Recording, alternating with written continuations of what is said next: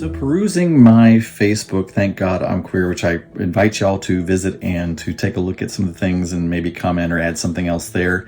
One of the comments I got on a post, and it was simply a post that says that if it's not of love, it's not of God. It's my understanding. And somebody put a comment on there. They said, where in the Bible does it say that God is queer?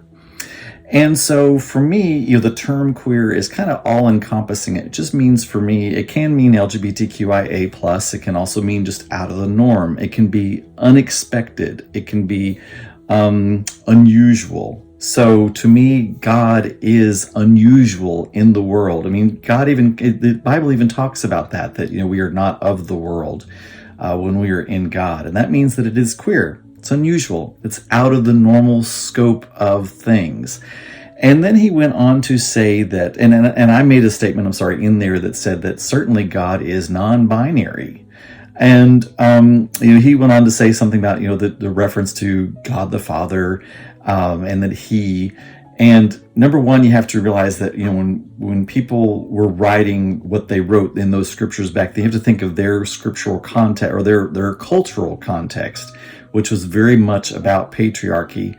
And number two, there are a lot of references in the Bible where the feminine or maternal aspects of God are spoken of as well.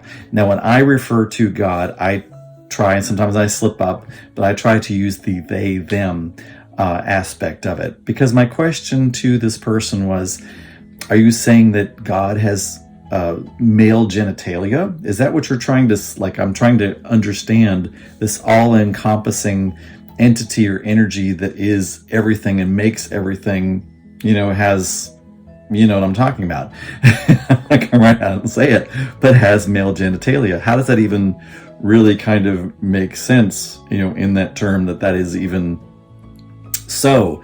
And the discussion went, on and on. I'm looking through my notes here, because it went on for quite a long time. And I said something about, that we are all made in the image of God. And does that not include both women as well as men? And aren't women made in the image of God? And if God is a man, how is that not so? And then he went on to talk about how, that God assigns a gender to us because in Genesis 1, he made us male and female. Well, that opens up a whole big new can of worms, because in Genesis, it also talks about he made day and night, and yet there's dusk and dawn. He also says that he made the land and the sea, or dry, I think it's like dry land, something like that. But there's also marshes, marshes and there's also swamps, things that are kind of in the context of both. There's also the medical fact that 1 out of 1,000 births are really termed intersex, and that can include where the external genitalia does not match the internal sexual organs. So that is just a natural part of the birth process, and for thank goodness that is becoming more known, because in the past what would happen is that these babies would be assigned a birth right then and they were assigned a gender right then and there, regardless of anybody's decision. It was basically just the doctor deciding this is what this person is going to be. And there's many stories, and you've seen them, I'm sure, or you could research and find them, of people that have discovered later on, that they were a different gender and they had been assigned this gender that did not match them.